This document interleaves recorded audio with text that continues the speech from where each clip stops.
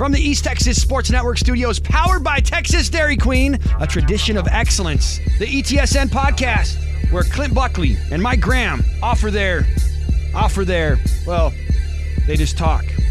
It's the lowdown on everything high school football in East Texas. And now, Clint Buckley and Mike Graham. Welcome to the ETSN.fm podcast, the first podcast of the 2015 season. I'm Clint Buckley, and I'm joined as always by Mike Graham. How's it going, Mike? Hey, I'm ready to get going. It's been a long off season. Yeah, it's rapidly approaching. We're just a couple of days away from the kickoff of the new season. We're excited. We're so excited that football is back. And I guess one way to start our season preview edition of the podcast is to talk about a few of the teams that were the last one standing at the end of last season at AT&T Stadium in Arlington in the state championship games. We'll start off with our two defending state champions, and we'll first mention the Gilmer Buckeyes. Things aren't going to change in Gilmer. People will say that Jeff Traylor, the head coach, of course, he leaves for Texas to become the tight ends coach there. A new head coach, Matt Turner, takes over the program. They lose a ton of players, especially on the offensive side of the ball. But I don't think we should expect too much of a dip in production for Gilmer this season. What do you think? Yeah, a program like Gilmer, the tradition's there, the kids, the youth interest is there. They're going to keep working. It would take a lot for that program to fall apart, and they're returning a ton of talent on defense this year. So I think things look good immediately. Yeah, I mean, you mentioned defense. Most of their starters coming back are on the defensive side of the ball, including DeMarco Boyd, who is our preseason ETSN Super Team Defensive Player of the Year. He will line up in a multitude of spots on defense for the Buckeyes. He'll line up at defensive end. Sometimes they'll move him in the middle. He'll play defensive tackle. And while other times he'll stand up and play the outside linebacker spot, which is probably the position that most suits him at the next level. And for those of you who aren't aware, he is committed to Texas. He'll be joining his older brother, Chris Boyd, who made it official with Texas last February on signing day. So little bit of a Gilmer reunion next fall in Austin when you have the two Boyds and then, of course, Jeff Traylor, the coach, who coached them all the way through their high school career. So we both feel good about Gilmer. It's hard to predict a state championship at this point of the season just because there's so many new faces that we haven't seen yet for Gilmer. Just a limited look at what they've been able to do, maybe in some of the blowouts that we covered last year. So not a whole lot to go on. But we do expect Gilmer to be a player once again and compete deep in the playoffs. Another state champion from last season, the Wascom Wildcats. How about that? Just a few years ago, they were 0-10, and then a couple of years after that, they had to forfeit a bunch of their games, and then make the long run in 2013 to the state semifinals. And then it all culminates last year with a championship game and really a championship performance against Newton in that state championship game. It was a great team win all the way around. They dominated all three facets of the game, offense, defense, and special teams. The Wascom Wildcats, for the first time in a while, they won't have the Johnson boys back there in the backfield. Kevin Johnson, who's now at SMU, and Junebug, who is at TJC, I believe. Both of those guys were kind of the engines that drove that bus over the last several years in Wascom. But they do have some good players back. No doubt. Chan Amy, I mean, he was probably the best player in that state championship game all the way around. I think he had a kickoff return touchdown. I think he had like 25 tackles. One defensive MVP of the game. So it's not a bad place to start, and he's going to get a lot more carries at running back. And I really like Mike Reason. They're breaking in a new quarterback in Dylan Harkrider, and I think he's going to handle it well, especially in that offense and what they're designed to do. But this team did suffer a lot of turnover, and the state thinks that they're not even the best team in the district, that honor would go to Elysian Fields. So it's a long battle back to the state championship, but they do have a lot of talent. And they have some ammunition now with the so-called experts, doubting their district supremacy even. Right, and yeah, I think that they're going to make a run. I really do. Well, let's talk about the team that lost to Wascom in that championship game, the Newton Eagles. There were a lot of people that gave Newton the edge going into that game. They had played awfully well up to that point. They lose a couple of significant players, and Ronnie Elam who signed with Texas A&M, who played quarterback and defensive back for them last year, and also Caleb Foster, a really good running back, DB type, who signed with McNeese. But Newton is not without talent. No, and in fact, I think that most people are projecting them to be the winners out of Region 3 and get to that state championship game. Get to the state championship game again. When you've got Tanner Holmes on your defense, you're in pretty good shape. That's a guy that could maybe go a lot farther than his Louisiana Lafayette commitment as the season progresses. And then on offense, Gabe Foster, who I thought probably had their best game offensively in the state championship game, is back. And he's a guy that's got a ceiling as high as the Big Ten Conference. Purdue wants him right now. So a lot of good things, and that's a good core for some newcomers to gel around. I think they returned virtually half their team on top of that. So I think it's all out in front of the Eagles this year. And then there's the Mineola Yellow Jackets, and out of those 4 teams, they probably have the most preseason buzz surrounding them as we enter the 2015 season. A ton of talent coming back, including the Anderson twins, Austin and Riley Anderson, who both, of course, have committed to Texas A&M. But the talent doesn't stop there with Mineola. That's right. You could say that they didn't lose anyone essential to what they do. In fact, their offensive backfield is going to be there for 2 more years, and that's quarterback Jeremiah Crawford and Chance Perkins. They really have carried the load up to this point, and Mineola's been kind of one-dimensional on offense, running out of the spread virtually every play.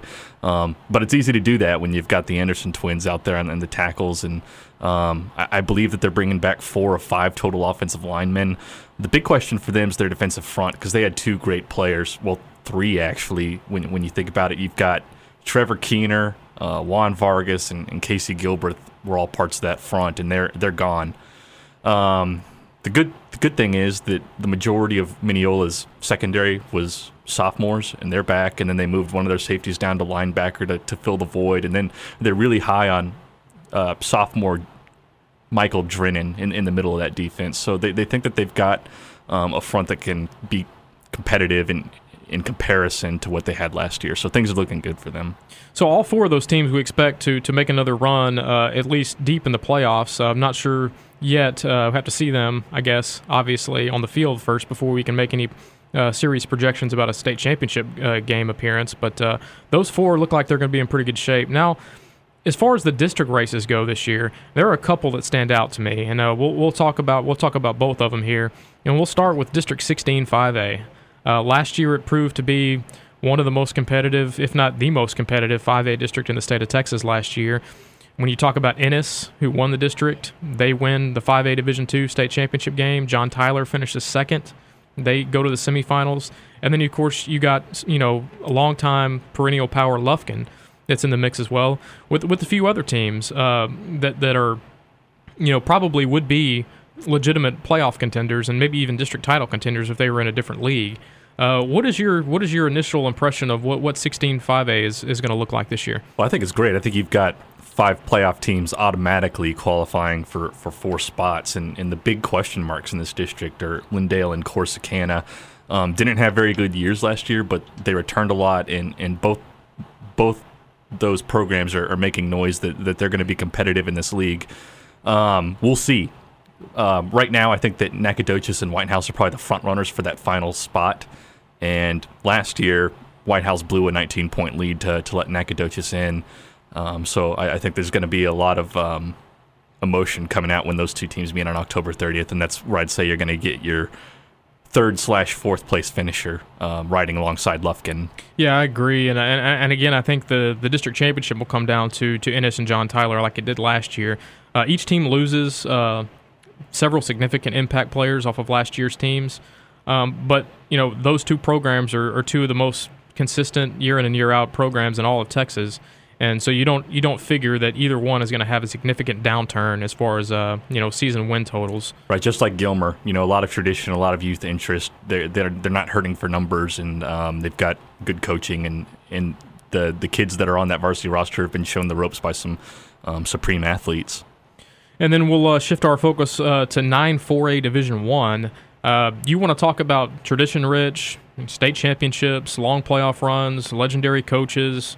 I mean, that district has it all. 9 4A Division I, you've got Carthage, you've got Chapel Hill, you've got Henderson, Kilgore, and then you've got Brownsboro and Palestine, who, the results will say that each one of those teams was 1-9 last year, but there is reason for optimism at both places. But we'll start at the top.